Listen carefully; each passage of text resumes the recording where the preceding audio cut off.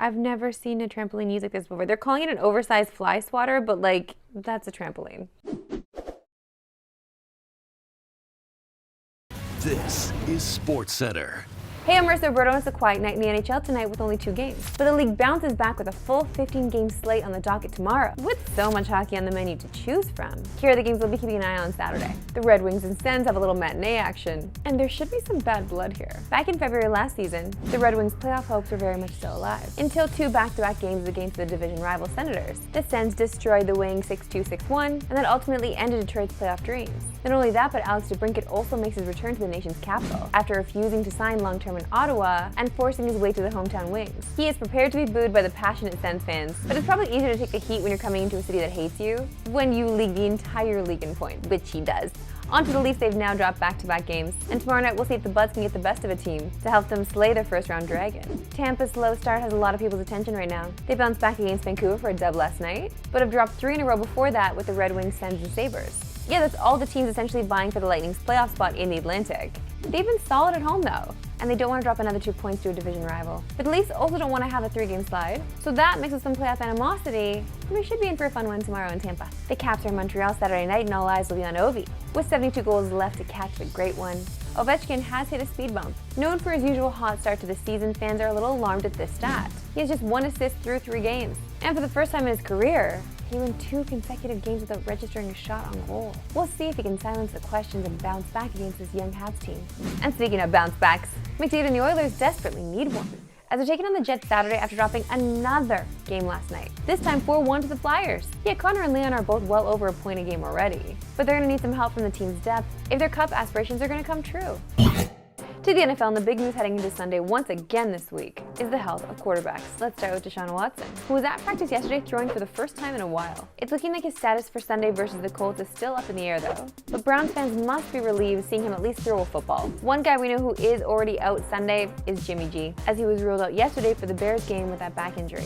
And with Justin Fields also likely out Sunday, it could be a pretty ugly quarterback matchup for the Bears and Raiders, which is the exact opposite of our best game Sunday. And that's a battle of the former Bama QBs, as Tua and the Dolphins are taking on Jalen Hurts and the Eagles. It's always special when college teammates go head-to-head in the pros, but the history of these two is so intertwined in their careers because of how Tua replaced Hurts to lead Bama to a comeback win in the 2017 National Championship game. Who could forget this iconic throw young Tua made to Devonta Smith to walk it off against Georgia for the championship?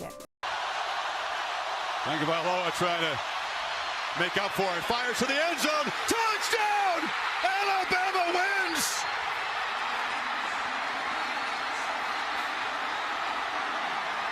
And yes, also great Devonta Smith will be on the field Sunday, catching passes from Hurts this time. And honestly, just look at how stacked that 2017 Bama squad was.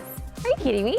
But even without the college history, this is a matchup of 2 of the league's best teams, and a possible Super Bowl preview. The Eagles are 2.5-point favorites Sunday night, with a total set at 51.5. And you can watch the Fins and Eagles Sunday night on TSN at 8:20 Eastern, 5:20 Pacific. And one thing is for sure Sunday, make sure to come up to Mike McDonough with a good, firm handshake. Frank Sterling, good to see you. Jim Mello, Coach McDaniel. How are Awesome, you? guys. Yeah. Those are nice, strong handshakes with eye contact. I appreciate that. Yeah. Thank you for showing me the respect and regard. I'll do the same. Wow. Wow. Honestly though, a good handshake does change minds. You need to work on your handshakes at home and make eye contact. That's so real. Good life advice. And we leave you with my favorite NFL storyline. And obviously that's Taylor Swift content. Girl is representing the many new fans the NFL now has. I'm excited football. You're excited for football? Yeah. Who's your favorite football player? Taylor Swift. Honestly though, she's my favorite football player too. Time now for my favorite segment and yours, why we love sports today. Why we love sports today. Okay, college marching bands recreating popular songs is nothing new. But for anyone with kids, this rendition of the Bluey theme by the Purdue Marching Band definitely goes way too hard.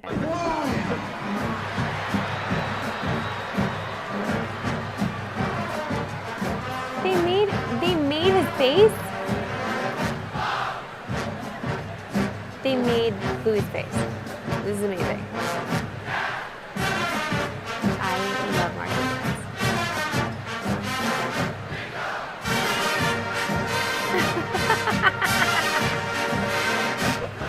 bands. Man, we went so wrong in our lives. We should have been making kids shows. Like, I don't know. This is the kind of level of fame that, like, we could never achieve just doing sports. We gotta do kid shows, guys. To soccer, we got some big news teased last night that was confirmed today, as the soccer world speculated about Christine Sinclair possibly retiring, as she posted this video on her Insta of cleats hung up. And today we got the confirmation she will be officially retiring from international soccer, meaning she will not be taking part in the 2024 Paris Olympics. She said, quote, "After Tokyo, deep down inside, I knew I did not want to play in Paris. The way the Tokyo Olympics ended, you really can't beat it." Can't argue with her there. Going out on a gold is really unbeatable. With 2 more international windows in 2023, Sinclair will take part in those before officially hanging it up for Canada. She will, however, play 1 more year of club soccer next season with the Portland Thorns of the NWSL. We are extremely lucky as Canadians, not only as Canadians, but as a Canadian woman, I am just over the moon excited that we got to experience Christine Sinclair. We had her in our era. Nothing better, nothing greater. She's the GOAT of soccer, just in general. So I'm a little sad she's hanging it up, but I totally understand. Seeing those tears after World Cup choked me up quite a bit. But we're so grateful for you, Christine. Now joined by our guy Tim Harady, who is track side in Austin. Great to see you, Tim. Marissa, what's happening? Thanks very much for having me on DSC. It's great to see you. It's always great to be on here and talk about some Formula One action. You're in an amazing city. That is a ton of fun. Give us a highlight of your week so far covering the F1 race in Austin. Highlights, let me think here. So I got in on Tuesday, had dinner with the Williams team on Wednesday, and let me tell you what, Marissa, I'm on a bit of a diet right now. I'm trying to lose some weight, and man, the beef brisket here, it's the real deal. It's a thing. There's nothing better than a team dinner, okay? I'll tell you that for free. F1 has raced at this track for years. You have even driven on it. So anytime you're this familiar, we need to get deep into the weeds with you. Give us a little show and tell and walk us through the most challenging part of this track. Marissa, this track is right up there on my all-time favorites of tracks to drive and race on. I'm gonna flip the camera around and I'll take you through a few of the corners where you're really gonna see a Formula One car come to life.